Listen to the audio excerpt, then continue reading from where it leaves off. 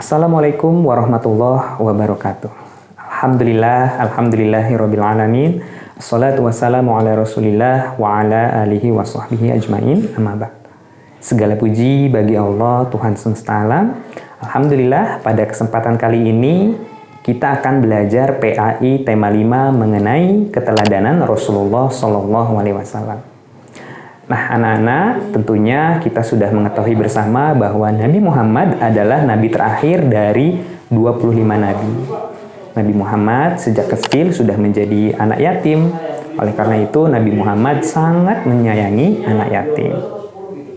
Nah, anak-anak, Nabi Muhammad mendapatkan gelar Al-Amin di lingkungan bangsa Arab. Artinya adalah Nabi Muhammad adalah orang yang jujur. Sejak kecil Nabi Muhammad tidak pernah berbohong. Nah, Nabi Muhammad pun orang yang sangat prihatin. Jadi dari kecil Nabi Muhammad sudah berdagang, mengantar dagangan Siti Khadijah, saudagar kaya pada saat itu, hingga sampai ke luar negeri, dari Mekah. Nabi Muhammad tidak pernah berbuat curang, tidak pernah berbuat bohong. Nabi Muhammad juga sangat amanah. Apapun yang dibebankan kepada Nabi Muhammad, pekerjaan itu, maka Nabi Muhammad akan menjalankannya dengan sangat baik, sesuai dengan apa yang harus dilakukan. Nah, berikutnya adalah Nabi Muhammad pun saat itu pernah ada perselisihan di bangsa Arab, yaitu ketika Hajar Aswad itu jatuh dan terpecah belah. Nah, kemudian orang-orang Quraisy pada saat itu mencari siapa kira-kira yang paling tepat untuk meletakkan Hajar Aswad itu, karena Hajar Aswad adalah barang yang sangat dihormati ya oleh orang-orang Quraisy.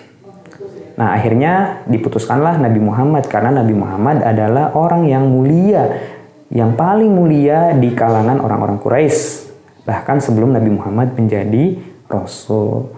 Nah, kemudian Nabi Muhammad memiliki satu ide atau satu usul yang sangat luar biasa, yaitu Nabi Muhammad membentangkan kain, kemudian Hajar Aswad itu diletakkan di atas kain itu.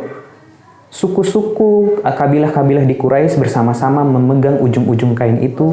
Kemudian ketika sudah dekat dengan tempat Hajar Aswad itu, Nabi Muhammad mendorongnya, memasukkannya ke dalam Hajar Aswad. Nah, ini sungguh usul yang luar biasa, usul yang sangat disenangi oleh orang-orang Quraisy pada saat itu, sehingga tidak terjadi perpecahan dan pertumpahan darah. Nah, inilah yang membuat Nabi Muhammad mendapatkan kemuliaan di bangsa Arab. Berikutnya adalah Nabi Muhammad sangat mengasihi, sangat menyayangi orang tua, keluarga beliau, masyarakat di sekitarnya. Nabi Muhammad Shallallahu alaihi wasallam sangat menyayangi anak kecil. Diceritakan bahwa ketika Nabi Muhammad sedang melakukan sholat, kemudian Hasan dan Husain bermain di atas punggung Rasulullah membiarkan Hasan dan Husain untuk menyelesaikan permainannya sampai mereka bosan. Setelah mereka puas bermain di badan Rasulullah, baru Rasulullah SAW melanjutkan sholatnya. Ini menunjukkan bahwa Nabi Muhammad sangat menyayangi, sangat mengerti anak-anak, sehingga menyelesaikan dulu mereka bermainnya, baru melanjutkan sholatnya. Seperti itu. Kemudian, Nabi Muhammad juga sangat menyayangi masyarakat di sekitarnya. Ketika Nabi Muhammad mendapatkan harta yang banyak, dari hal apapun itu, maka harta itu akan dibagikan, akan disedekahkan kepada fakir miskin di lingkungannya. Masya Allah, luar biasa kan? Nah, selanjutnya perlu antum ketahui bahwa Nabi Muhammad juga sangat mencintai lingkungannya. Ini ada sesuatu cerita yang sangat visioner sekali. Jadi, ketika di zaman itu, 1400 tahun yang lalu di Arab, itu kondisi sangat panas, gersang di padang pasir, dan air sedikit. Nabi Muhammad mengajarkan ketika kita wudhu tidak boleh membuang-buang air. Nah, apa pelajarannya? Pelajarannya adalah ini sangat relevan sekali dengan zaman ini, bahkan relevan sekali dengan bangsa Indonesia yang air melimpah di mana-mana. Walaupun kondisinya air itu melimpah, tetap kita tidak boleh menghambur-hamburkan air ketika kita berwudu, walaupun itu dalam rangka beribadah kepada Allah. Seperti itu. Nah, yang berikutnya adalah Nabi Muhammad sebagai pembawa pesan bahwa Islam adalah rahmat bagi seluruh alam. Nabi Muhammad mengajarkan ketauhidan bahwa hanya Allah lah yang wajib disembah. Tidak ada yang lain, hanya Allah saja.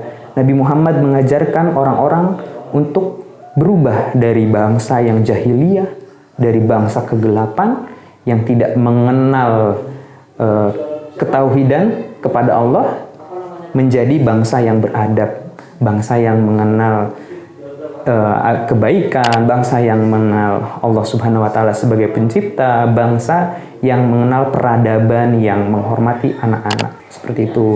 Di zaman itu, ya, anak perempuan itu dinomor duakan, bahkan banyak yang dibunuh gara-gara anaknya perempuan. Di kondisi seperti itu, Nabi Muhammad menggendong anaknya, kemudian membawa anaknya keluar. Bahkan Nabi Muhammad mencium keningnya. Sampai ada salah seorang yang berkata, saya punya anak 10, tapi saya tidak pernah mencium anak saya.